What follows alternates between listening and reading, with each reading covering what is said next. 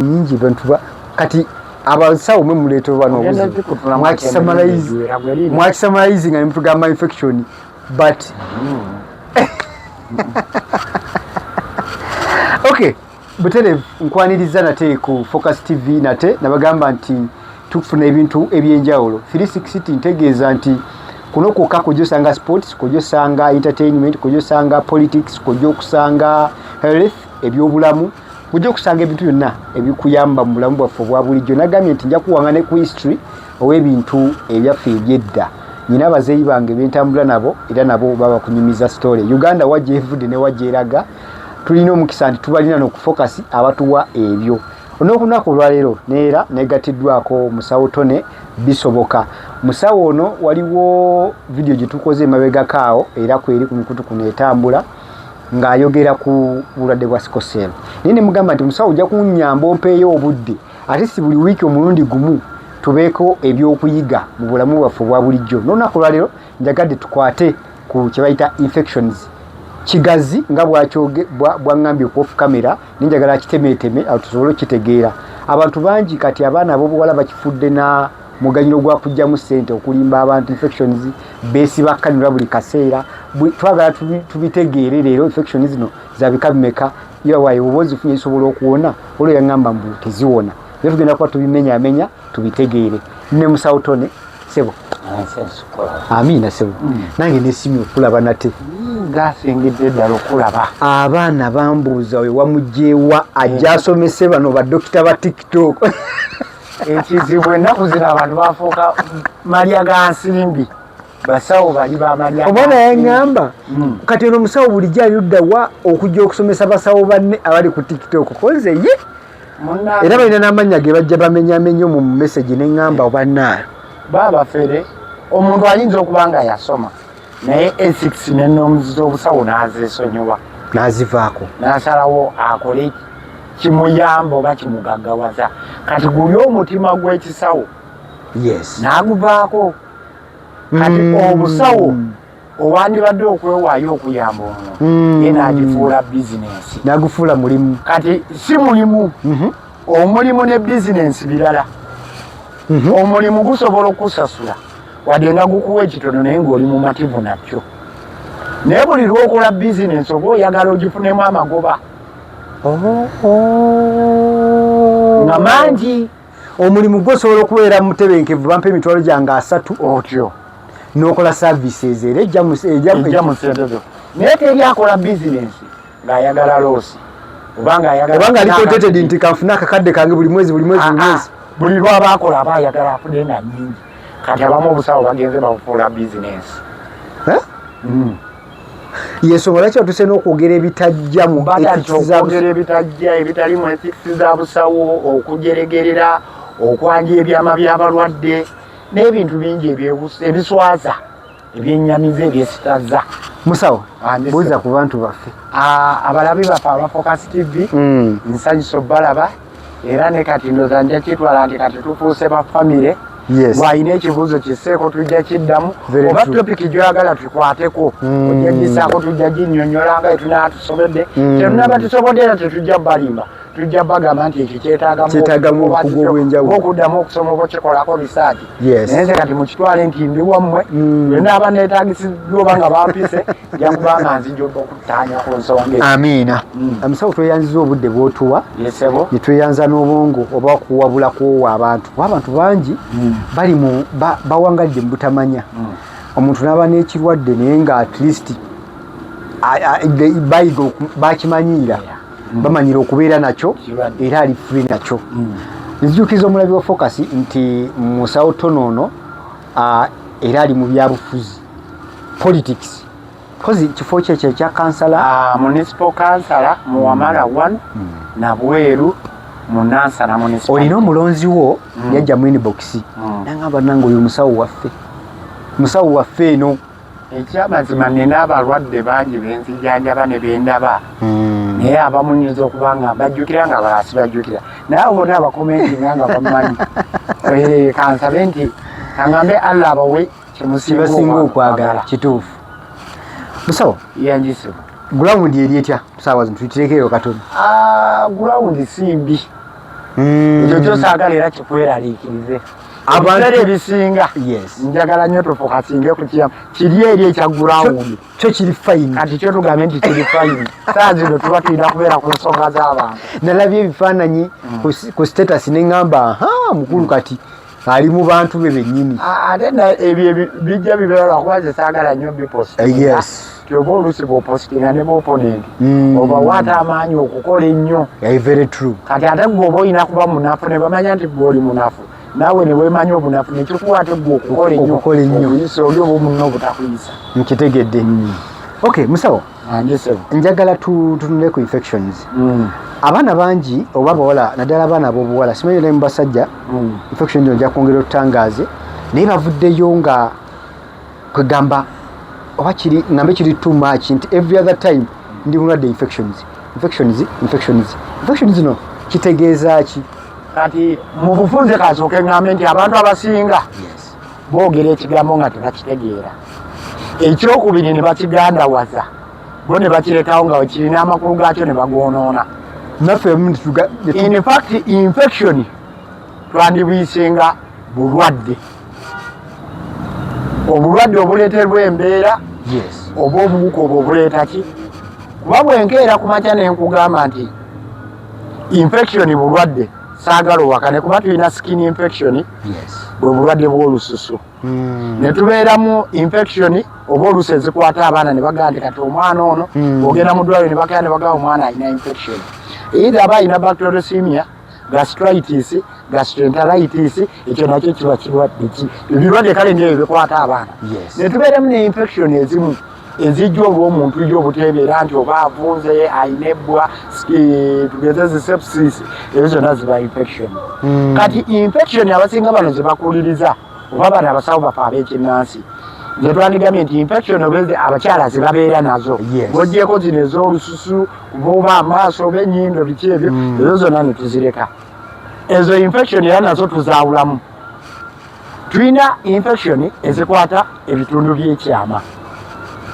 mukwata ebitundu by'ekyama tulina okwawulamu ebitundu by'ekyama waliwo ebikwatagana n'okufuuyisa kwe twandiyisa omusulo ekyo nakyo kirala etubeeramu n'ebitundu by'ekyama sisitimu ezaala eyo nayo ndala ate mu infection ezo ne tubeeramu ne infection nga ziva mu kwegadanga oba kye twandiyisa okwegatta ezo nazo ndala kati kyesitamanyi twogere ku infection kyentuufu lweze mwagala okumanya oba zikwatagana ku bakyala zikwatagana ku baana ku basajja infection kikaaki ezo zetwagala okumanya ndowoozaamu olw'okubeera kigazi nga bw'oyogedde tuyinza okitemaatema bwe tuti ne tutunuulira simanyi batusobola kigeneralizinga nga bwe tuba tugenze ku causes tusobola okusummarizinga kugamba buli muntu alina kategori amanye kategori gyaliagwamu nebwagiraki kati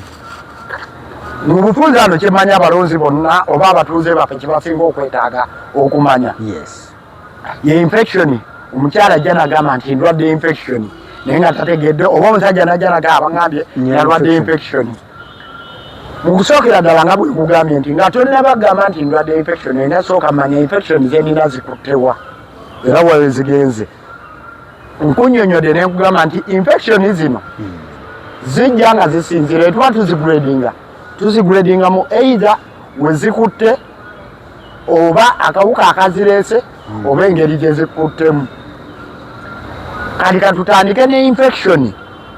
ezikwata obukyala naye nga zikwata system ya musulo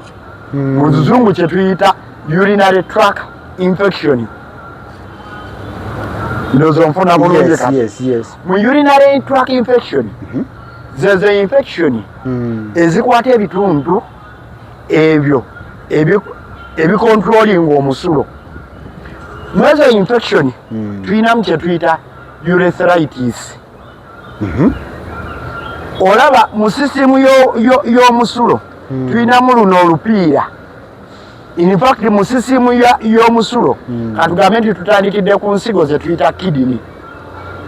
ne tudda ku ureters ezo enseke ezijja omusulo okuva mu nsigo ezizireeta mu kisawo oba mweketuyita akawago bulada Then bwe tuva ku bulada nitubeeramu ne urethro efulumya omusulo gujja mu bulada okufulumya. Kati buli infection lwekwata ku kitundu ekimu kwawo tulina we tukiyita. Yes. Kati luno olupiira olujja omusulo okuva kawago paka okufuluma bw'otuuka n'oba nga tokyasobola kufuka oba nga weesibye oba oluusi n'olyanga otusulo tujja tutono mu urethro ezo tuba tukiyita urethritis, infection ekwata olwo olupiira ekyo kimu. Infection ekwata akawago etwandiise gallbladder ebeera cystitis. Kati eyo infection ekwata akawago either ne kazimbulukuka oba ne kakwatamu ebintu ebyandibadde ng'enkonge oba ebya yero munda ng'oluusi n'omusulo gw'ofuka gubeeramu olupuupupu. Kati mu urethritis luno oluseko oluva ku nsigo okujja kawago zezo infection ezikwata ze tuyita urethritis. Ate infection eyo bwekwata ensigo bwebanga obulwadde buno bubudde eno wansi nga buzze bwambuka ne bugenda ku nsigo, ensigo ezo zirunguuka. Kubajjukira nti ensigo ke kasengejjero ak'omusulo akakisengejja omusaayi ne gujjamu ago amazzi ne gufuuka omusulo oba ne biki ne gujja. Kati ng'oggyeko ebirwadde ebirala nga bwe twandigambye kidney stones oba biki oba endwadde nti pressure ekubye ensigo. Kati zo ensigo ezo nga zirwadde lwa infections ezo zitera kulwala pyelonephritis, kweko okulunguka kw'ensigo. Yes. Era ebyo ebirwadde obifuna otya? Namba emu obukyafu. Omukyala bw'agenda mu nsonga n'ateeyonja ne bijja nga bijja biddingana, empale n'ogiddingana oba n'oba nga toli muyonjo nga ne paadi togifuddeeko oba gikyusa mirundi gyetaagisa. Guli omusaayi gumanyi okuvunda obwo obukyafu ne busigala ng'era bukolaki? Buyimuka. Bw'ogenda n'ositamu omuntu eyabadde ne infection ze oba n'ekirwadde n'akiteeka wali, gwe naye n'ojja n'ofuka oba ne mukozesa tooyi bijja era ne biddayo waggulu. Abamu obutamanya ntawaaza ntuufu oba okweyonja okutuufu. Olyo n'okweyonja okutuufu. Musawo tukusanga watukuyigawa kubanga era nina ebintu bye tugenda okuddamu nga tujja tusoma ngenda bbe kunnyonnyola era ngenda gikunnyonnyola. Entawaaza entuufu yebeera etya yeno wammanga. Bw'otunuulira bajjajjaffe edda tebaalwalanga infection naye baagendanga ku ttooyi z'enkoma naye baasanga nga bazipamyeko bo tebaalwalanga ki? Infections. Naye gwe ttooyi ogyoza n'ogisaako n'ejjiiki n'ogigira kinoosigala ng'olwala infection. Jjukira wansi wali mu butonde bwaffe obw'abakyala tulinamu ne kye tuyita normal floras oba abasirikale baawo ababeera nga bo baliwo okuuma. Tulinamu obuwuka nga bugwa mu kategori ya bacterias nezigwa mu fango ne mu yeast nga zo zibeera wali eri zirina kubeera nga ziri balanced. Yes. Kati obumu singa bufa buno ne bubeera nga bungi ekyo nakyo kisobola okuaffectinga n'ofuna ekirwadde. Abamu ku ffe tukozesa ebintu ebimu ebitakkirizibwa lwa nsonga tuli ku tekinologiya ne twesonyiwa enkola enkambagano. Ekyokulabira sibumire amakampuni g'amapaadi. Yes. Naye paadi ezimu nfu. Zitya? Wali wegenderezaako nti paadi ezimu bw'ozookya tezijja. N'ogikumako omuliro n'egaana? Tejja. Mbadde sikigendereranga. Paadi eyo bw'ogikwata n'ogisuula mu mazzi ezimu zikireetamu lukala olwa yero endala ne zikolamu ka oyiro. Ekyo kitegeeza ti bw'ogyepaadingisa n'ossaamu omusaayi guli ne lufuuka lwa yero, jjukira kikubeera ali ku kituli. Ebyo ebintu era bikuyingiramu. Okitegedde? Kati nkugambye nti neerongoosa enkyamu obukyafu okozesa ebyo ebitatuukiridde ebitali ku mutindo oyinza okwagala okukekereza akasente ebyo n'okozesa ekintu ate kigenda okwetirenda then ebyo ebirwadde ebya infection ebikwata wali kati singa nomoflowers zino zigaana okubalansinga nti waliwo ze tuyita bacterial infection ne tubeeramu ne fungal infection ne yeast infection. Infections ezo tuzawuliramu wano zirina amannya gano. Singi buli infection gy'olina ebeera candida. Awo. Awo. Candida mulala tulina trichomoniasis vaginalis, tulina canker, tulina chancroid, tulina genital warts, ne tubeeramu ne canker. Simanyi we babinyonnyola mu Luganda. Ebyo byo tubirekereyo mu lulimi. Mu lulimi omwo oba obireka. Tulina candida. Yes. Tulina trichomoniasis vaginalis, tulina chancroid, tulina mu canker, ne tubeeramu ne genital warts bye tuyita ebinaanaasi. Era ebyo byonna byolaba wabeerawo ebiba bibireeta nti bwe tudda mu fungal infection awo njafuna candida mu akawuka akakaleeta kabeera ka fungal kabeera ka candida mu albicum. Ate bwe tudda ka viral infection nti obwo bwe bujja n'ofuna genital warts bye tuyita ebinaanaasi. Era abantu abamu ng'ali HIV positive oluusi batera obifuna oluusi ne tubisalako oba oluusi ne tukozesa eddagala byo ne bivaako ne bigwa bugwi. Ate kye tulina okumanya nti infection omukazi z'alwala omusajja si z'alwala. Osobola ezifuna naye ne tuzikyusa erinnya ku musajja. Kankoye ekyokulabirako bwe mukola ebyobukaba ebyekikulu osobola ofuna enziku. Yes. Naye tetugamba nti omukyala alina enziku gonorrhea. Weva ku musajja nge nziku. Omukyala alina funa kubiri nga byanjawulo. Okitegedde? Totafuna nziku. Era omusajja ajja n'agamba nti afunye enziku, mmanyi afunye candida, oyo bw'omulaba ng'omukubamu kuluyi. Ate bamuleeta bimanyi. Kati ekituuse nti gali amakampuni n'abantu abamu abeenoonyeza sente ezaabwe n'abo abasawo abamu be boogeddeko be batulimba. Ne batuwabya. Kati tuddeyo emabega tusome. Obukyafu nkunnyonnyodde kwe kuddingana oba noba nga teweeyonja. Yes. Ogira bubi ebyo. Okutawaaza. Edda baali bayigirizanga okutawaaza twagobanga ekintu kye tuyita duching. Duching kye kitya? Duching kwe kukwata olugalo n'olwesonsekayo n'oyagala oyo munguzeeyo. Bwe kibeera nga kino kye kituli tosaayo olugalo n'ogakamunguzeeyo nkwatebyo neeyonje n'ago amazzi agaliko. Ago amazzi agabeerayo galina omugaso era ge gakuuma oluusi oba enfuufu oba obukyafu obutayingira giraki. Era bw'olaba nti ne bw'oba weeyonja okutuufu omukazi takkirizibwa kuyonja ng'ava mabega ng'adda mu maaso. Ontegeera? Bw'aba asangula ava mu maaso ng'adda wa? Mabega. Ekyo kino kivaako eŋŋombe gyagamba tunalwa kuyiga kweyonja ekinoyiga nakwesangula.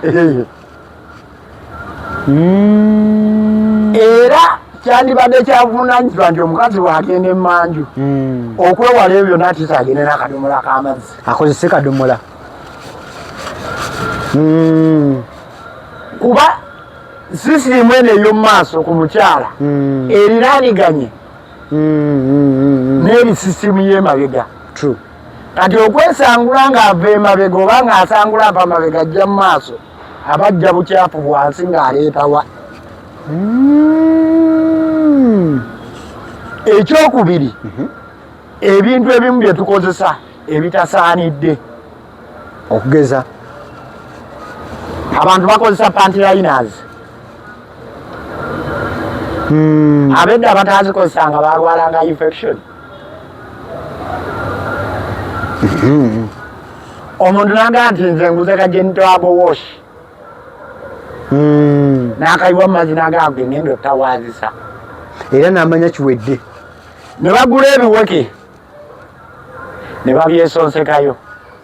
kati njagala wegendereza oba omusajja omukyala yenna akozesa ebintu bino njagala nkuwa omwaka ogenda osooka ogire ki mu sisimu y'omukyala ebamutonda mu ovulation mu mwezi omukyala alina okugenda mu nsonga eita ku lunaku olw'28 oba olw'3 ku sayiko y'omukyala yes era ku sayiko y'omukyala olunaku olw'14 15 16 olwo lwe lunaku olubeera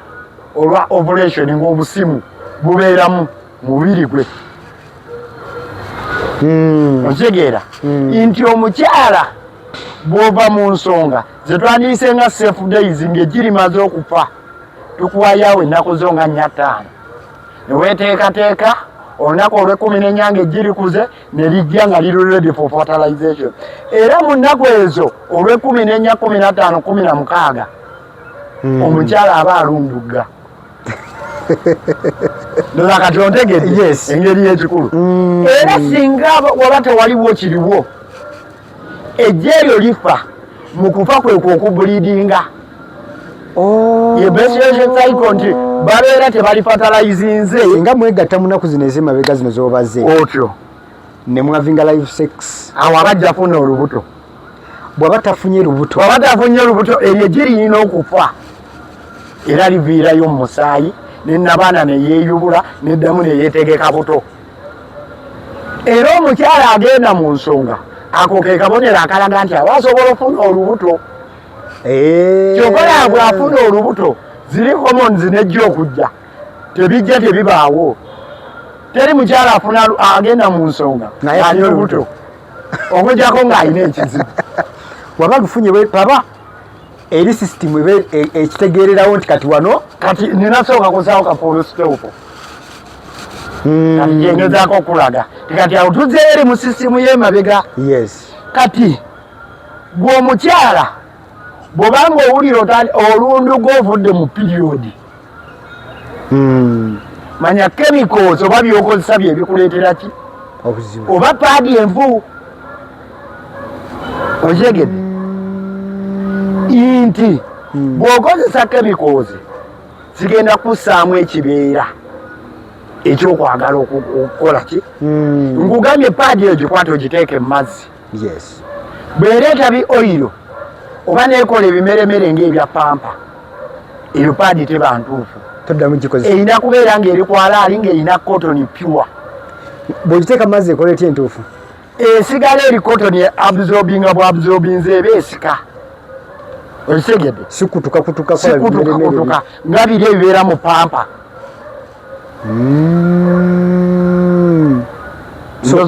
baddemu beetegereze biki bye bakozesa okozesa genital wash nti bino manya nkozeseza kika kino sijja bimenya manya oba weeyonoona gwomubiri gwoba ogujja ku nakyo nabali abasirikale abali wansi banomofloras abalina okukuuma wali oba obatta ne babeera nga tebenkanankana kwe kufunamu ekirwadde era singa obikozesa bitta obusimu kati kankuwaye nti bw'okozesa ebyo bichemicals gwe n'ofuna okwagala okwegatta nga wakava mu nsonga nnaku 2 yes jjukira ejjiriba terinajja lijja ku lunaku olw'14 gwe n'owooza nti nawasa omukyala naye yaba ayagala kwegatta nga yakava mu nsonga wandyegattidde ate nga ye tayagala era bino ebintu bwe tubikozesa ne binafuya n'abaana nobasanga nti kati nkuzaayo kemabega katono bajjajjaffe oba bannyaffe bafunanga embuto ne baagala ozijjangamu ne zigaana bamaama baffe bafunanga embuto ne baagala oziwakulamu ne zikola ki ne zigaana ab'ennaku zino alufuna ne luyikanga madinisa lwaki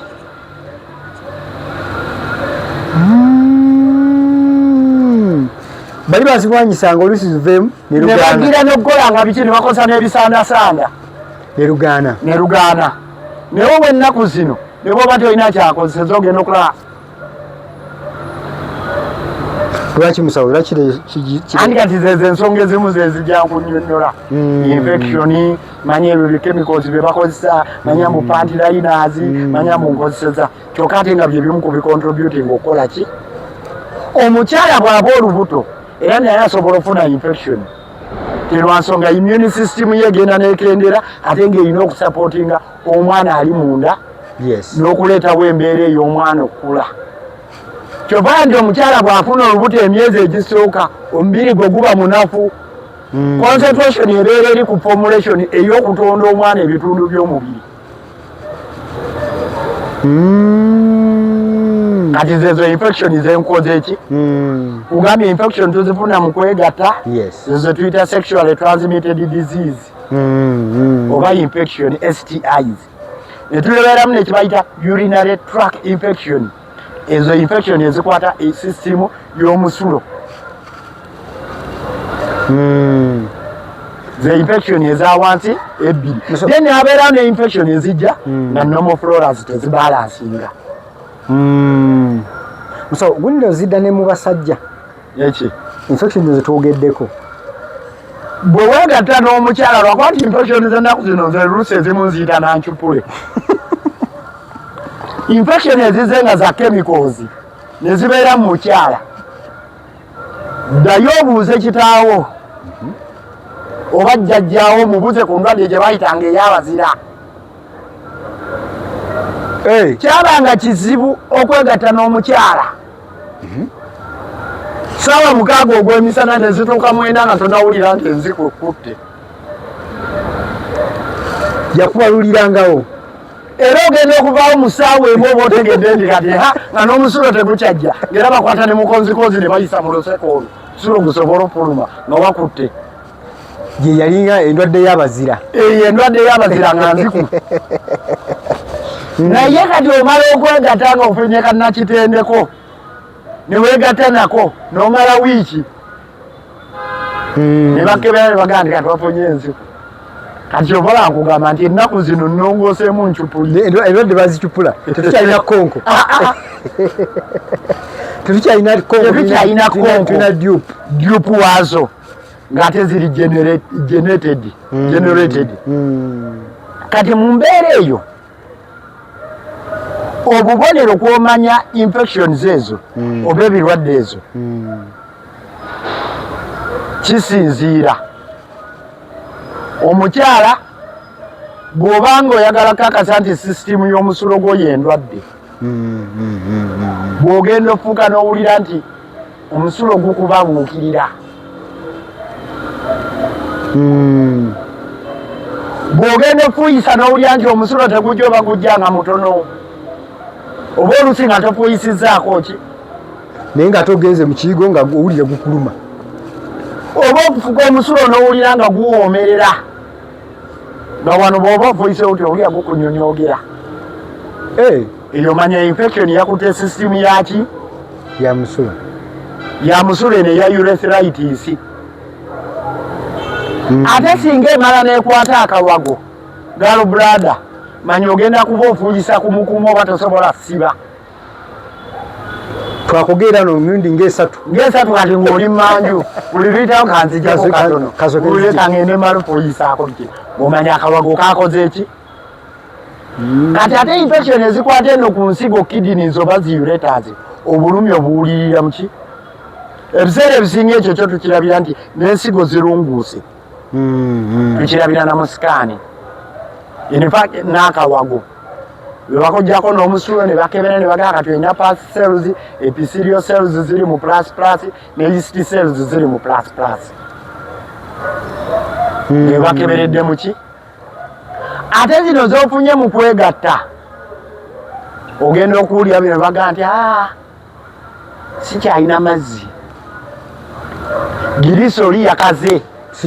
nabukalu siina nakyempulira oba firingi zagenze obusimu si kyalina ng'omanya ebyo biri muki eri munda mpulira wannyonyogera mpulirayo ng'obusiriŋŋanya obutambulatambula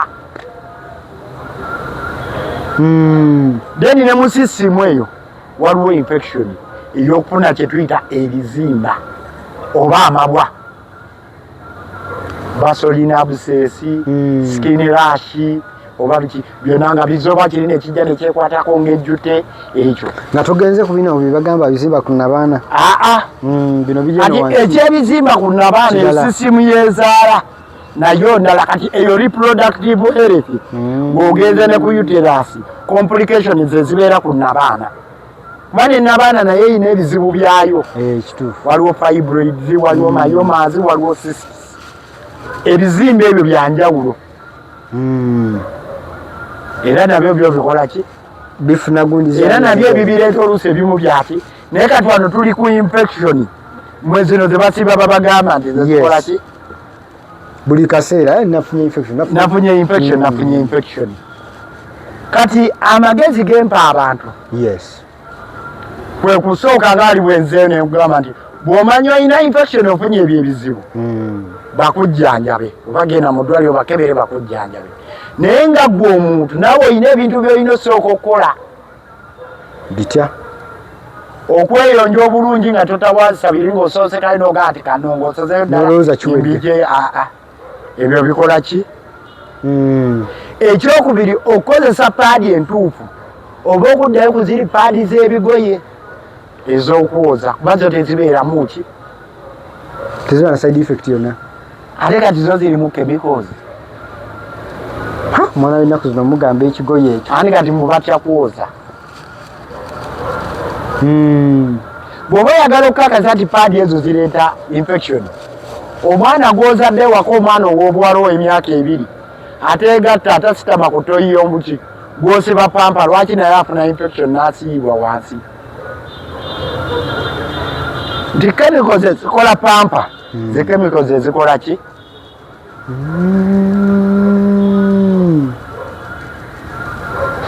ekyokubiri twebeeko ebintu bye twemanyiiza bw'obadde okimanyi nti amazzi ag'omunnyo ddagala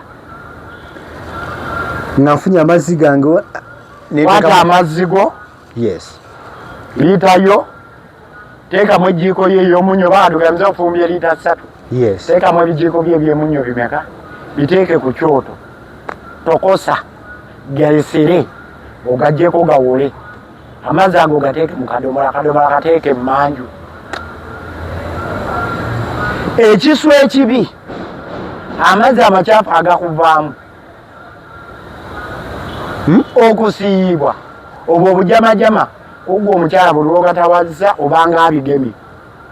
buli kumakya era bajja kujja oba kumakya oba misana oba mutuntu oba kiro gwe lyoba okozesa kyoba osooka okugezesa ate naanatagantandikagira bikyo olabe ebbanga lyonoomala era abakyala abasinga balwala infection balwala bavudde mu nsonga ng'amaze kozesa ki abasinga periodi eyo mwagambira navudde mu nsonga naye oba bukyafu buli oba nasitamye kuki musawa bwe mbeera nga dokita nvudde mu ogambye nga tukwata layinoze ezo buyigo biki nengenda mu tooyi oba mu butooyi obwo nga wavaayo omuntu alina infections unfortunately nange nengendayo olweggulo katugeze nvudde ku mulimu nenaabisa amazzi gange gali mba nkyataasibwa kati gwe bw'oba ogenda ne bw'obanga togambye eki kubanga ogambye nti infections tezimu ncupule zekituufu infection gyeziri era zikwata ne mu ttooyi nti oba ogenza n'ogira ki naye bw'oba okozeseza gano amazzi oluusi oba weetangidde ku infection zezo ezimu ki nti wanaku makya naganaabye nojja ku mirimu bibuga oba luusi n'otambula nago mu kacupa ka katonotono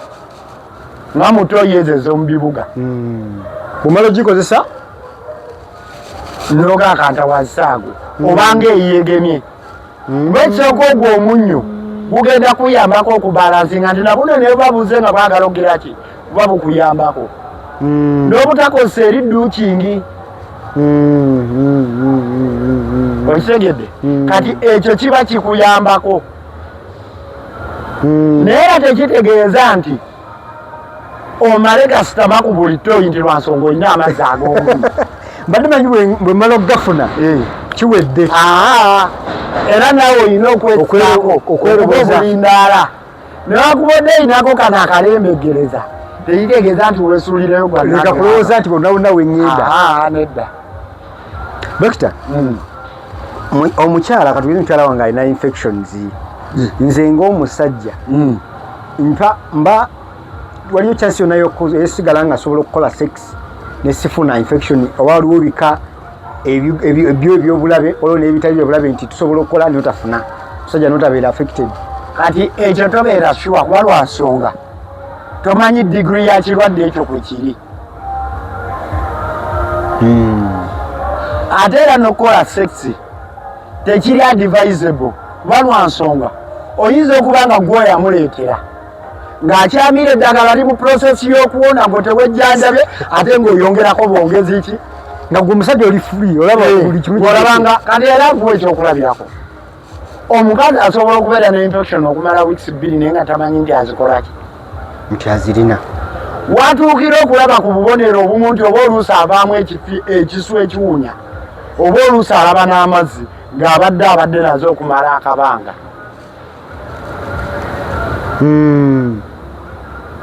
era naawe omusajja osobola okuba nga obaddeeyo oba ogeze n'okuba ebbali nomanya nti alina afunamu obuzibu kansooka emireyo ku ddagala oluusi tukuwa ennaku 5 ku wiiki naye ng'obadde wakamirako leero enkeera tonaanatereera nga omubiri tegunagira ki nogaaka ngenda oba ogeze kusinza mukyala era oba ojja kumulwaza ate ekisingako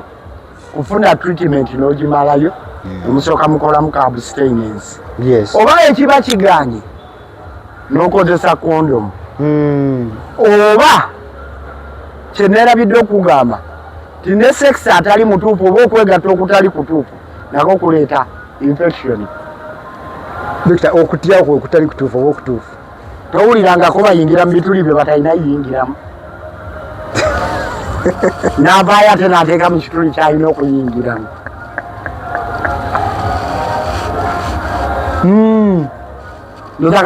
kitegedde oteeka gyoteese nojjayo obukyafu n'obujja ate n'obuteekawa ebyo ebyokwegatta si bituufu era singa oteeka mu kituli ng'ekyawaggulu eno oba ogenze funa kandida w'emimiro infection zaki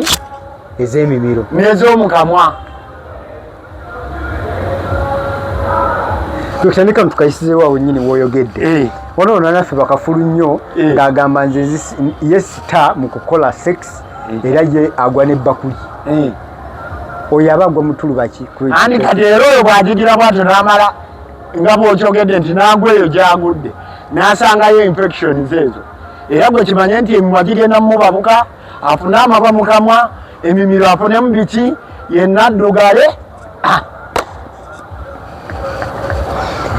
dokita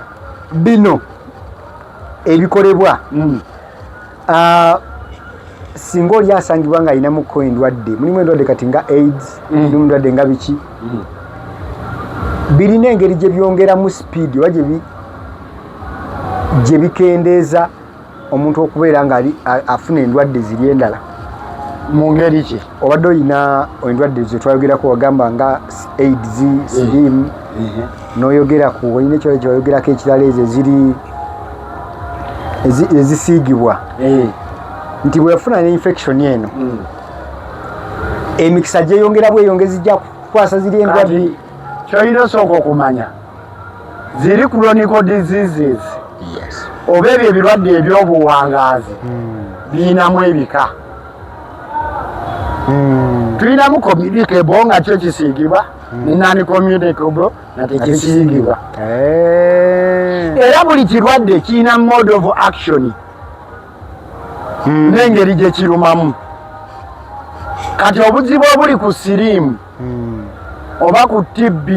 oba ku ki yanafuya busimu ddala siriimu anafu y'abasirikale kati bino ebirwadde ne bibanga bisobola okufuna.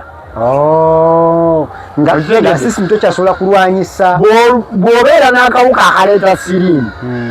ko kagenda kulya white blood cells abasirikale babeere nga tebaliiwo nga infection bwe zijja zikwata TB bwajja akwata genital warts ebinaanasi bwe bijja kukwata amayute bwe gajja kukwata kwa system ebeera yanafuwa naye kitali nti bwembeera mulwadde wa pressure kate system ebeena awo toba nagundi system pressure ate yebeera system nti ya mutima intambuza ya misuwa na pipe gye twandiyise nga veins pipe muyita emusaayi yekibeera ginafuyo oba either mulimu amasawo oba gipunze oba gireeguuse oba omutima ne gukola ki kati ekyo kibeera kirala ate bwe tudda ku sukaali ye sukaali atta system ku system yayina engeri naye gyakolamu mbeera ki indala naye ayina engeri gyafugamu ekintu bwe kyoba olina sooka okumanya nti infection zonna wabeerawo akawuka akazireeta ne bwolaba nti oli omuntu afunye amasira manya waliwo obuuka obwalidde biri ne bufa ne buvunda ne bigira biki mulyoka muvaamu amasira nga bwolaba nti nafunye ebbwa kuno obanga wade wayonyo nga tewaliwo kawuka tewavunda wawona bulungi bw'oba teyonjezaawo buli obuwuka ne bujja obanga ne biki watandika okuvunda buli obuwuka ne bugira wali ne watandika okwonooneka kati ne mu sisimu eyo ey'omusulo oba ne biki we bijjira bwe kityo bwe kibeera nti kali akawuka kajja ne keegazaanya ne katandika okulya ne koonoona emisuwa egyo ne koonoona oluliba lw'omunda ne koonoona oluliba lwaki bwe butyo bwe bubeera kyovula nti sisimu eri bwejja bagamba nti nabaana yaleeguuseemu ensigo zaalunguuse munda omwo owuliramu ebbwa nti oba mwekutte ne mwegatta nga obisolo tegusobola yitamu zeze zibeera infection nti akawuka kajja ne kajja ne katta buli obususu nga ne katta olususu lw'omunda omwo naye ngako kabeera kakwata sisitimu eyo nyininyini. Dokita, infection zino zonna zirina eddagala zaziwona? Infection ziwona, either ziwona na ddagala ziwona na neeyisa. Eneeyisa kwe kulya ekyo ky'olina okulya ekiboostinga nekikola abasirikale tinza neeyisa eri etya sigenda kumala geegattagatta nkuumye obuyonjo oba neeyisa bulungi nyambala akapiira kati infection zinaakujjawo. Ate era bw'ofuna obujjanjabi obutuufu mu kifo ekituufu ne ku musawo omutuufu era owona. Wakikubiza ekyo dokita, waliwo omukyalo omu ng'agamba nti ajjanjabya infections neziganya okuwona. Aba azijjanjabye bubi. Ate kyolina osooka okumanya bw'ofuna infection n'ogenda ne weegulirayo obudagala kye tuyita self prescription. Obuuka bumanyiira eddagala jjukira bwe togenda ddimira mu ddoozi yalyo ntuufu oluusi oguzeyo lya lunaku lumu nnaku bbiri kati n'akawuka nako kakyusa mode of action. Bwe bw'ofunamu akalembekerera ko bwe kadda kankuweyo ekyokulabirako. Singa mukeera nga leero muli babiri ne mugenda okulumba abantu bali eri omu musobola omutuukako ne mumukuba naye muyinza obutamutta n'asigalamu akangubanguba. Ye bwaddamu n'atereera n'ayimirira bulungi bw'ajja obbalumba agenda kujja omu agenda funayo banne balinfoosinge oba oluusi bambadde n'erememutwe enganga ebali ababiri. Eritegeera ti kati ffe ne bwe tunaddamu okujja nga tuli babiri tuba tetusobola kuba bali nga bazze basatu oba bana bataano. Naffe tuba tulina okyusamu mu mbeera lye tuba twajja nambooko kunono tulina kujja namundu oba bbomu oba masasi kati n'eddagala bwe lito kati n'obujjanjabi. Gwe bweweewa self prescription n'ogenda ne weegula nti lwakuba bagambye nakatudde luli yamira ekika ky'eddagala kyo nange kamire. Ayinza okuba nga ye bwe yamira ali ayina candida ng'ate gw'olina trichomoniasis vaginalis ne bitakola. ayinza okubanga yewe yabikozesa yalina ebinanasi nga biye byali byakukutukako kujjanjaba oba basolina abusese ne bamulongooza ne bamwayo empeke nakolaki naterera naye ate nga gwolina kandida gwolakuba wawulidde nti infection n'okozesa byakyaliwo n'ogatusyalinga eddagala ekyo kiba kikyamu ekiba ekirungi genda bakebere bakuwa eddagala ettuufu mu kifo ekituufu ne ku musawo omutuufu awali omusawo omutuufu awo kwa tugambe mubagifudde business kati awo wali anti era gwe kati ogenda naawe era omulaba omusawo tasobola kunnyonnyola nakugamba atakebedde n'amaaga nti kati tugire bwe tuti oba n'atakunnyonnyola n'atakubuuza bibuuzo otuuka musawo naye musawo nze zirabika infection ze zinuma atofaayo ninamu eddagala leeta emitwalo 3 leeta 10 bwe mugamba ziraka infections ezo infection ng'akwata naye ng'omuntu yandibadde akubuuza owulira otya zikuluma owulira otya embundula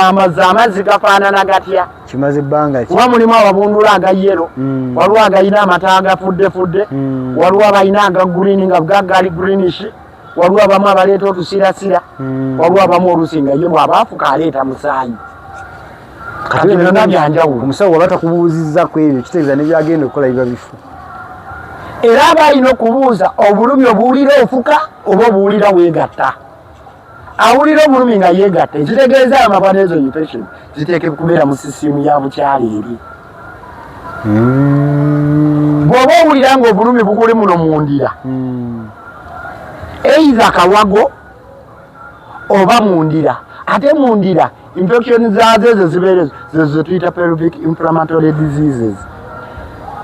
kuba buno buuke bugenda ne butuula mu ndira muli mu sisimu y'obukyala jjukira nti bw'oba bubuddewo ne buyingira mu sisimu y'obukyala bujja genda munnabaana osobola ofuna ezo zi endometritis biki kale olwo olububi ne lutandika oyubuka oba oluusi otandise okufuna spot ogwo gw'omusajja kati we bugenda eno mu nseke ze tuyita fallopian tube obwo obuwuka buzaala bulya kati ne bufuka kati obukyafu obwo n'obwo obuwuka bugenda ne bugenda mu nseke awo wakati kati mu process ya operation oba eya period ngeri egirina okujja okuyitawo ne liba nga terisobola kuyitawo bwe lisangawo obukyafu mu process y'okuwaganya okubeera nga bufuluma wabeerawo okuleeguuka peyini eyo neekola ki okutandika okulumizibwa mu ndira oba oluusi bo ne bubanga bulya naye nga bulya muleeyaza eri ey'omu ndira eyo jjukira nti omubiri oba enzenira zibeeramu ne leeyazi za mirundi emeka 3 kati bwetandika okulya eri ey'omunda n'atandika owulira obulumi lwaki bajjajjaffe bwe baali bagendanga mu nsonga tebawuliranga bulumi ng'ate mu abawala bamwe bwe muzadde ate kati bo bawulira obulumi awo kati zezo ensonga ezibeera mu ki nze nina empeke ezisobola okwoza endira nze nina eddagala bweti ne booti jangu minibox enamba yiyo eya whatsapp kati nkubiriza nnyo abakyala bagende ku muntu nga agenda kunnyonnyola akubuulira ekituufu era nze amagezi ge mbakubiriza abakyala abali eyo bw'omanya ng'olwadde oba ekirwadde ekikumazeeko ebbanga nga kigudde mu ttuluba eryo genda ew'omusawo akunnyonnyole akugamba amazima oba akubuuze nnyonnyola gw'olaba ng'oli akunnyonnyola ebitategeerekeka oba ng'akugamba ebintu ebitakwatagana byakugamba nga tobitegeera bulungi mugambe kankomewo kanoonya akasentensi gye ekitamuddemu na sente zikola ki ogende ew'omulala taddamu kulabako n'okulabako musawo okuleka mwina akatalekeka ku infections naye mbadde nsaba tuwumbewumbe ku nsonga eno nze ku nsonga eyo kyeŋŋamba abakyala ekyamazima infection gyeziri mwekuume tomala gagabangula ebintu ebireeta infection bingi bino tukonyeeko busammambiro abamu oluusi n'ensonga ezimu nga bwe twagambye eza family planning okwegadanga ennyo oba okozesa ebintu ebimu nga bwera bwe mbibannyonnyodde naye mbasaba busabi bino ebitono by'otegeddeko bbanga oli muyonjo wetegereze paadi z'okozesa byo biteekese mu nkola bino dduki ng'okwesosekayo olugalo ng'omala gatawaaza byosooka obikole ki obyesonyiwo oddeyo ku ntabaza entuufu n'okweyonja okutuufu. Ate era ekirala gezaako okwekuuma weewale bino bigenito wasimanya lino eddagala eryaki eryabowo simanya bikindi ebyo byenkozesa pantirayina ze zisokoze sokoddeyo ku nnomo walaali olabe ng'okola ki then olye neyo emmere gy'omanyi ey'omugaso eri omubiri gwo ekuyambako si buli kaseera kulya bitomato soosi manya ne biki biki ebyo ng'ate bigenda kwonoonera mubiri gwo ate okuba ennyo okulaba nga weegemesa endwadde ezo ezikwata ebitundu by'ekyama nga kansa kasinoma ebyo ebintu ebyo bimu n'okwegerera n'okumanya ekituufu bwera nga kigaanye kozesa akapiira obula mbaagaliza obulamu obulungi n'okwekuuma okulungi. Musawo tweyanziza obadde mulabi mulungi okuva gye twatandikidde mbadde ne Dr. Tone Bisoboka ng'akumenyeramenyeramu infection nkakasa nti gwe abadde ku interview eno okuva gye twatandikidde paka wano olina kyopiikinze era olina kyotegedde kiteekese mu nkola tusobole okuleera nga twejjanjaba ffeffekka okuziyiza kisinga okujjanjaba.